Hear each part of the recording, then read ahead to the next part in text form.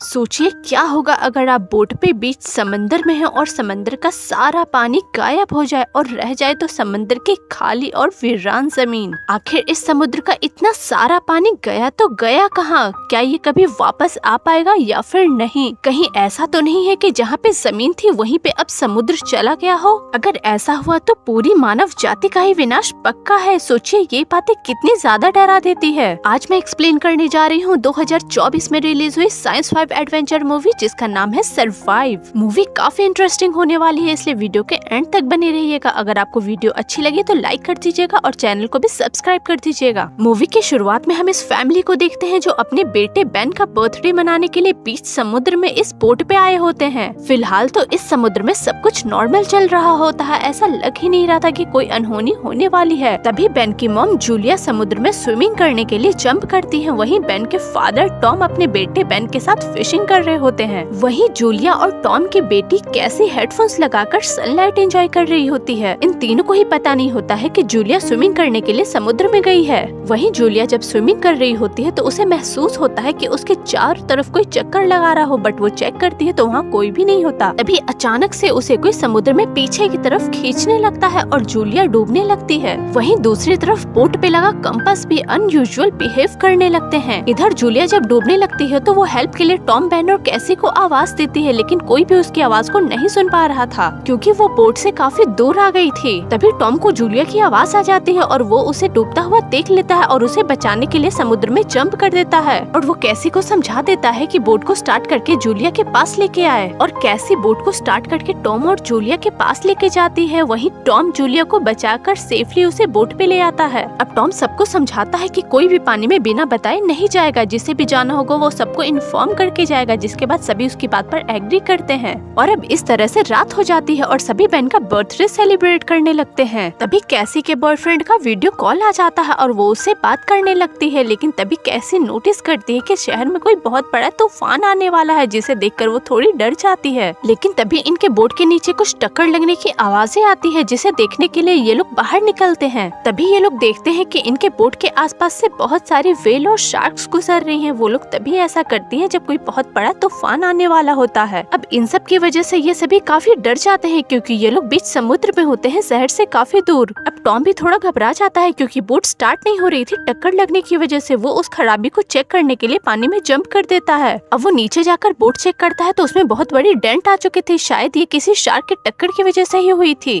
Tom इस खराबी को ठीक नहीं कर पाता, उल्टा इसे ठीक करने के चक्कर में उसके शोल्डर पे बहुत बड़ी चोट लग जाती है। तभी जूलिया उसके कट पे स्टिचेस लगाती है क्योंकि वो एक डॉक्टर होती है। अब टॉम सबको बताता है कि शार्क के टक्कर की वजह से बोट में कोई खराबी आ चुकी है, इसलिए वो बोट को आगे नहीं ले जा सकते, इसलिए अब उन्हें किसी को हेल्प के लिए बुलाना पड़ेगा। लेकिन अब प्रॉब्लम इससे भी बड़ी होने वाली थी क्योंकि इस जगह पे इन्हें नेटवर्क भी नहीं मिल रहा था और ये किसी को हेल्प के लिए भी नहीं बुला पा रहे थे। सारे कम्युनिकेशंस ने काम करना बंद कर दिया था। इन्हें कुछ भी समझ में नहीं आ रहा था कि आगे ये क्या करे क्योंकि इनके पास सिर्फ 4 दिन का ही खाना और पानी था। लेकिन टॉम को विश्वास था कि जल्द ही कोई न कोई इनकी हेल्प के लिए आ ही जाएगा क्योंकि ये लोग एक शिपिंग रूट पे थे जहाँ से कई बोट्स और शिप्स गुजरा करती हैं। तभी इन्हें बाहर किसी धमाके की आवाज आती है। जब ये लोग बाहर निकलकर देखते हैं तो बहुत बड़ा मीटेओराइट इन्हीं की तरफ आ रहा होता है। ये लोग काफी घबरा जाते हैं क्योंकि अगर ये लोग यहाँ से जल्दी नहीं निकले तो ये मीटेओराइट उनकी बोट से टकरा जाएगा और ये सभी मारे जाएंगे। टॉम जानता था कि बोट स्टार्ट नहीं होगी, फिर भी वो बोट को स्टार्ट करने की कोशिश करता है और इस चक्कर में इंजन में और भी ज्यादा खराबी आ जाती है। मीटेओराइट्स लगातार समुद्र में गिर रहे थे, इसलिए इनके पास कोई रास्ता नहीं बचता और ये लोग बोट के निचले हिस्से में चले जाते हैं और लाइफ जैकेट पहन लेते हैं। तभी बोट में टर्बुलेंस आ जाती है और बाहर काफी तेज आवाजें आती है, जिसकी वजह से इन चारों की तबीयत खराब हो जाती है और चारों ही बेहोश हो जाते हैं। अब सुबह जब इन चारों की नींद खुलती है तो इन्हें विश्वास ही नहीं होता कि ये चारों अभी भी जिंदा हैं। अब टॉम दिखता है कि उसके बोट में बहुत बड़ी छेद हो चुकी है, लेकिन आश्चर्य की बात थी कि उसमें से अंदर पानी नहीं आ रहा था। इसलिए अब ये सभी बोट के अंदर से बाहर निकलते हैं, लेकिन बाहर का नजारा देखते ही इनके तो होश ही उड़ जाते हैं। इनके बोट पे मछलियाँ पड़ी थी और समुद्र का सारा पानी कहीं गायब हो चुका था। समुद्र में सिर्फ चट्टान और रेत ही बची हुई थी। ये जगह पूरी की पूरी बदल चुकी थी। कल रात तक जहाँ पे पानी था आज उस जगह पे रेगिस्तानी बंजर जमीन और सिर्फ चट्टाने ही बची थी। टॉम जब अपना कंपास निकालकर डायरेक्शन चेक करता है तो वो शॉक्ड हो जाता है बिकॉज जहाँ पे नॉर्थ पोल था वो साउथ पोल बन चुका था और जो साउथ पोल था वो नॉर्थ पोल में बदल चुका था। जिसके बाद टॉम को समझते देर नहीं लगती कि आखिर ये सारा पानी गया कहाँ। दरअसल ये सारा पानी शहर की तरफ चला गया है, जिसकी वजह से शहर के सारे लोग सुनामी की वजह से मारे जा चुके होंगे। टॉम अब बचने की की सारी उम्मीदें छोड़ चुका था। उसे समझ में नहीं आता कि वो जाए तो जाए कहाँ, क्योंकि शहर अब शहर नहीं रहा था, वो समुद्र बन चुका था। इधर टॉम जब कैसे कोई सारी बातें बताता है कि समुद्र अब शहर में जा चुका है और शहर के सारे लोग मारे जा चुके होंगे, तो वो टूट जाती है और कैबिन में जाकर रोने लगती है, क्योंकि उसका बॉयफ्रेंड भी शहर में था और वो भी अब मारा जा चुका होगा। अब जूलिया सारा खाना इकट्ठा करके एक जगह रखती है। वहीं बेन अपने बर्थडे के सारे बैलून हवा में लहराता है ताकि उन्हें देखकर कोई उन्हें रेस्क्यू करने आ जाए। टॉम भी लगातार रेडियो पे किसी से कांटेक्ट करने की कोशिश करता है ताकि कोई उनकी हेल्प करने के लिए आ जाए। उसे उम्मीद नहीं थी कि उसका रेडियो कनेक्ट हो जाएगा, लेकिन उसे रिस्पांस मिल जाता है। दूसरी तरफ से एक कैप्टन की आवाज आती है। वो एक सबमरीन का कैप्टन था और समुद्र में अपने 2 साथियों के साथ एक इन्वेस्टिगेशन के लिए आया था। उसे भी जानकारी थी कि कुछ अनहोनी होने वाली है, लेकिन इतनी जल्दी होगी वो उसे नहीं पता था। अब आगे वो बताता है कि जो मैग्नेटिक पोल्स चेंज हुए हैं वो एक हफ्ते में वापस अपनी जगह पे आ जाएंगे, यानी कि समुद्र भी एक हफ्ते में वापस अपनी जगह पे आ जाएगा। और इस बार जब वो वापस आएगा तो उसकी फोर्स इतनी ज्यादा होगी कि कोई भी जीव सरवाइव नहीं कर पाएगा। इसलिए आप जितना जल्दी हो सके उतनी जल्दी किसी ऊंची जगह पे चले जाओ। जूलिया दोनों बच्चों को वहाँ से पैकिंग करने के लिए भेज देती है ताकि वो उनकी बातें सुनकर डर न जाएं। टॉम कहता है कि क्या आप हमें सबमरीन में 4 लोगों की रहने की जगह दे सकते हो,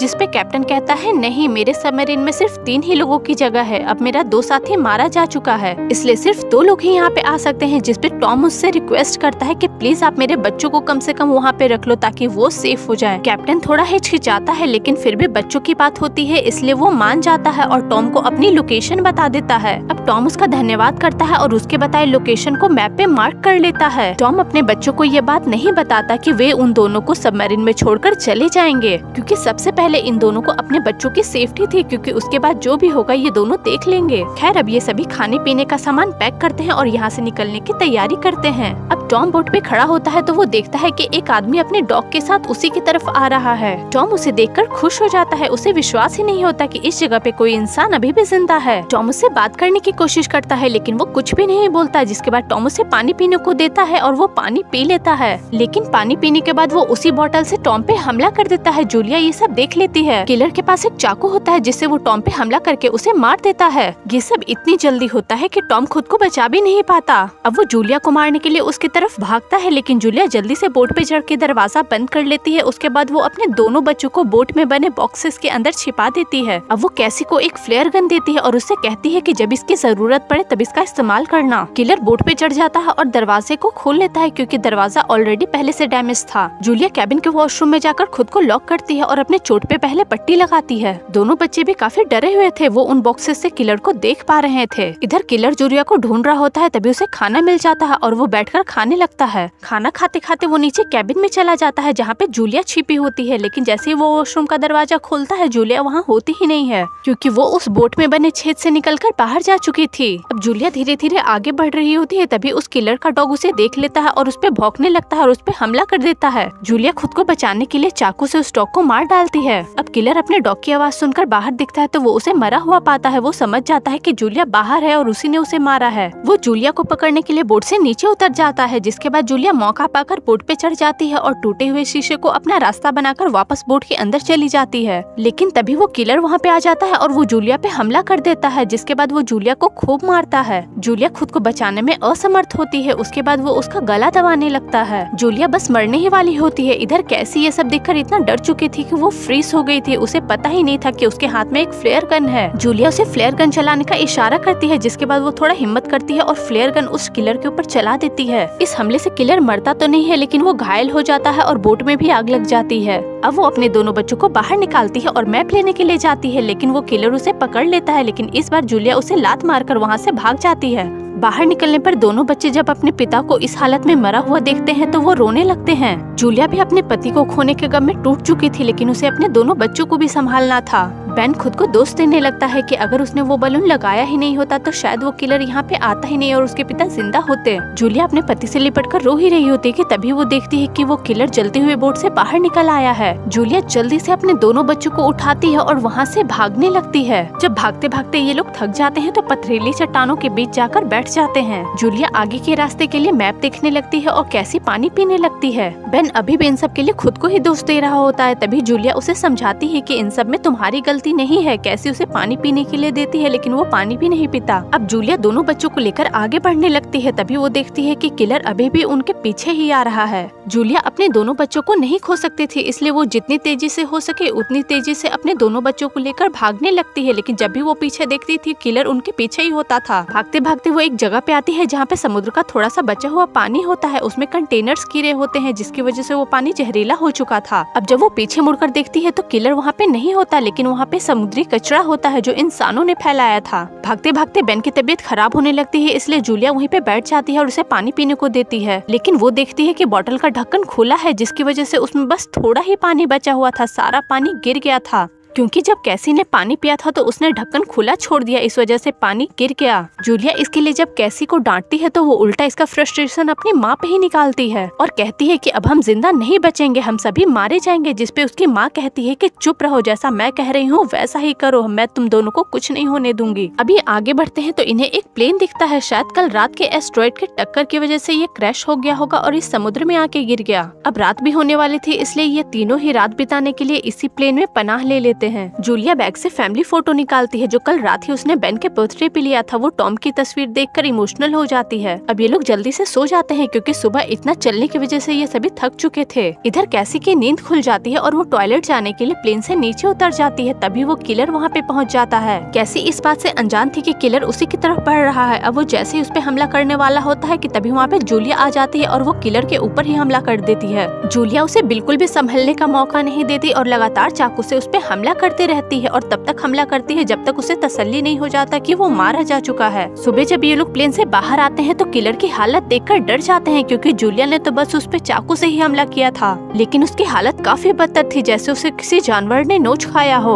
यानी कि इस समुद्री जमीन पे खतरनाक क्रिएचर्स भी घूम रहे हैं जो इस किलर से भी बेहद खतरनाक है। खैर अब ये लोग आगे बढ़ने लगते हैं और जूलिया मैप पे रास्ता दिखती है। इधर बेन चलते चलते एग्जॉस्ट हो चुका था और उसे प्यास भी लगी थी। तभी उसे चट्टानों पे समुद्र का पड़ा हुआ पानी दिखता है। वो दौड़ कर जाता है और उसे पीने लगता है। जूलिया उसे ये खारा और गंदा पानी पीते हुए देख लेती है और दौड़ कर जाती है उसे रोकने के लिए। वो उसका सर पकड़कर बाहर निकालती है, लेकिन तब तक उसने काफी पानी पी लिया था जिस वजह से उसकी तबीयत खराब होने लगती है। जिसके बाद जूलिया और कैसी वहाँ पड़ी कुर्सियों से एक शेल्टर तैयार करती है और बेन को लिटा देती है। जूलिया एक इंजेक्शन निकालकर बेन को लगाती है जिससे वो थोड़ा बेटर फील करता है। अभी इन्हें आराम करते हुए थोड़ी ही देर हुआ था कि जूलिया को कुछ आवाजें आती है, जैसे कि कोई चीज उसकी तरफ आता है। वो चेक करने के लिए बाहर निकलती है तो हैरान हो जाती है। लाखों की तादाद में समुद्री केकड़े उन्हीं की तरफ आ रहे होते हैं। जूलिया अपने दोनों बच्चों को जल्दी से उठाती है और वहाँ से भागने लगती है। भागते भागते उन्हें एक बहुत बड़ी शिप दिखती है जो टूटी हुई थी। साथ में बहुत सारे कंटेनर्स भी दिखते हैं। वहाँ उन्हें कुछ लोग भी मिलते हैं। वहाँ पे काफी सारा पानी था जो ये लोग इकट्ठा कर रहे होते हैं। जूलिया इनसे मदद मांगती है लेकिन ये लोग मदद नहीं करते, उल्टा ये लोग कंटेनर में जाके खुद को लॉक कर लेते हैं। उन लोगों को केकड़ों के बारे में पता था पर फिर भी उन्होंने इन तीनों की मदद नहीं की। जूलिया के पास कोई रास्ता नहीं बचता। वो जल्दी से अपने दोनों बच्चों को कंटेनर्स पे चढ़ाती है और लास्ट में खुद चढ़ने लगती है। लेकिन इस दौरान वो जूलिया के पैर पे काटकर उसे जख्मी कर देते हैं। जैसे तैसे वो ऊपर चढ़ती है और अपने चोट पे पट्टी बांधती है, लेकिन खून ज्यादा बहने की वजह से वो बेहोश हो जाती है। इधर ये केकड़े कंटेनर्स को काटकर अंदर घुस जाते हैं और वहाँ पे जितने भी लोग थे उन सबको मार डालते हैं। हालांकि इन सभी के पास बंदूकें भी होती है, लेकिन केकड़ों की तादाद इतनी ज्यादा होती है कि वो उनका सामना नहीं कर पाते और केकड़े उन्हें मार डालते हैं। अब सुबह जब जूलिया की नींद खुलती है तो वहाँ अपने दोनों बच्चों को ना पाकर परेशान हो जाती है। वो उन्हें ढूंढने के लिए कंटेनर से नीचे उतरती है तो देखती है यहाँ पे भयंकर रेतीला तूफान आया हुआ है। तभी वो कैसी को अपनी तरफ आते हुए देख लेती है क्योंकि वो खाना ढूंढने के लिए निकली थी। वो अपने दोनों बच्चों को सुरक्षित देखकर काफी खुश होती है। अब ये लोग अपनी सेफ्टी के लिए गन्स उठा लेते हैं और वहाँ पड़े बोतल से जी भरकर पानी पीते हैं। अब जूलिया उन केकड़ों के काटे हुए जख्म को आग से जलाती है ताकि इन्फेक्शन ना फैले। अब ये लोग जरूरी सामान इकट्ठा करते हैं और जूलिया वॉकमैन से सबमरीन कैप्टन को कांटेक्ट करती है। कैप्टन उससे कहता है कि मुझ पर भी उन्हीं सी क्रिएचर्स ने हमला किया है क्योंकि समुद्र का पानी अचानक जाने की वजह से उनमें ऑक्सीजन की कमी आ गई है जिस वजह से वो एग्रेसिव हो गए हैं। इसलिए अब मैं तुम्हारी ज्यादा मदद नहीं कर पाऊंगा। तुम्हें जितनी जल्दी हो सके उतनी जल्दी सबमरीन तक आना होगा क्योंकि समुद्र का पानी वापस आ रहा है। जैसा हमने सोचा था कि ये लेट आएगा वैसा नहीं होगा। अब ये कुछ ही घंटों में समुद्र अपनी जगह पे होगा। लेकिन जूलिया कहती है कि मैं सबमरीन तक कैसे आऊँ क्योंकि मुझे आगे का रास्ता नहीं पता। भागदौड़ की वजह से है वो मैप कहीं गिर चुका है। अब कैप्टन रास्ता दिखाने के लिए फ्लेयर गन फायर करता है, जिससे ये लोग देख लेते हैं और उसी डायरेक्शन में आगे बढ़ते हैं। लेकिन आगे बढ़ने पे उन्हें एक और बड़ी चुनौती मिलती है। दरअसल जिस रास्ते पे उन्हें आगे बढ़ना था, उन्हें उसी रास्ते पे बहुत बड़ी और ऊंची चट्टान मिलती है जो उन्हें दूसरी तरफ जाने से रोक रही थी। इधर कैसी ने जूलिया को कैप्टन से बात करते हुए सुन लिया था, जिसमें वो बोल रही थी कि उन्हें सिर्फ अपने बच्चों को बचाना है। कैसी अपनी माँ से बहस करती है कि वो उसे छोड़कर कहीं नहीं जाएगी, जिसपे जूलिया इस बात को टालते हुए कहती है कि ऐसा कुछ भी नहीं है, आगे बढ़ो। जैसे जैसे ये लोग आगे बढ़ते हैं, ये चट्टान और ज्यादा खतरनाक और संकरी होती जाती है। तभी अचानक से ऊपर से पत्थर गिरने लगता है, जिसकी वजह से जूलिया और उसके दोनों बच्चे अलग अलग हो जाते हैं। जूलिया पत्थरों के बीच फंस चुकी थी और उसका वहाँ से निकलना इम्पॉसिबल था। जूलिया कैसी से कहती है कि अपने भाई को लेकर जल्दी से सबमरीन की तरफ बढ़ो, क्योंकि समुद्र अब आने ही वाला है और मैं नहीं चाहती कि तुम दोनों को कुछ हो। कैसी अपनी माँ को छोड़कर जाना नहीं चाहती थी, लेकिन वो मजबूर थी, इस वजह से उसे जाना पड़ता है। अब ये दोनों सबमरीन के पास पहुँचते हैं तो उन्हें वहाँ पे कोई भी नहीं मिलता, जिसके बाद ये लोग जोर जोर से सबमरीन का दरवाजा खटखटाते हैं। तभी पीछे से कैप्टन बाहर आता है। वो कहता है कि अब मैं मरने वाला हूँ और सबमरीन में 3 लोगों की बैठने की जगह है। ये सुनते ही कैसी दौड़कर अपनी माँ को बचाने के लिए जाती है। इधर केकड़े जूलिया की तरफ ही बढ़ रहे होते हैं। जूलिया उनसे बचने के लिए गन से उन पे हमला करती है, लेकिन कोई ज्यादा फर्क नहीं पड़ रहा था क्योंकि उनकी तादाद काफी थी। तभी कैसी वहाँ पे आ जाती है और वो किसी तरह से चट्टानों पे चढ़कर ऊपर आने के लिए अपनी माँ को हाथ देती है। जूलिया जल्दी से कैसी का हाथ पकड़कर वहाँ से बाहर आ जाती है और दोनों सबमरीन की तरफ भागने लगती हैं। केकड़े भी इनके पीछे ही आ रहे होते हैं, लेकिन ये लोग जल्दी से सबमरीन के अंदर जाकर खुद को लॉक कर लेते हैं। लेकिन केकड़े अभी भी सबमरीन पे हमला कर रहे होते हैं। तभी ये सबमरीन की खिड़की से बाहर का नजारा देखकर दंग रह जाते हैं। समुद्र की विशाल ऊंची लहरें इन्हीं की तरफ बढ़ रही होती है। ये इतनी भयानक थी कि सबमरीन के अंदर बैठने पर इनकी तबीयत खराब होने लगती है और ये तीनों ही बेहोश हो जाते हैं। अब जब उन्हें होश आता है तो वो देखते हैं कि उनकी सबमरीन पानी में नहीं है, बल्कि लहरें उन्हें बहाकर किनारे की तरफ ले आई है। जब ये सबमरीन से बाहर निकलते हैं तो सामने का नजारा देखकर इनके रोंगटे खड़े हो जाते हैं। दरअसल ये कोई किनारा नहीं बल्कि एक शहर था जो पूरी तरह से समुद्र की वजह से तबाह हो चुका था। वहाँ एक भी इंसान अब जिंदा नहीं बचा था। अब बस ये सीन दिखाते हुए ये मूवी यहीं पे खत्म हो जाती है। गाइस, आपको ये मूवी कैसे लगी कमेंट करके जरूर बताइएगा। अगर आपको ये वीडियो अच्छी लगी हो तो लाइक कर दें और मेरे चैनल को सब्सक्राइब कर दें।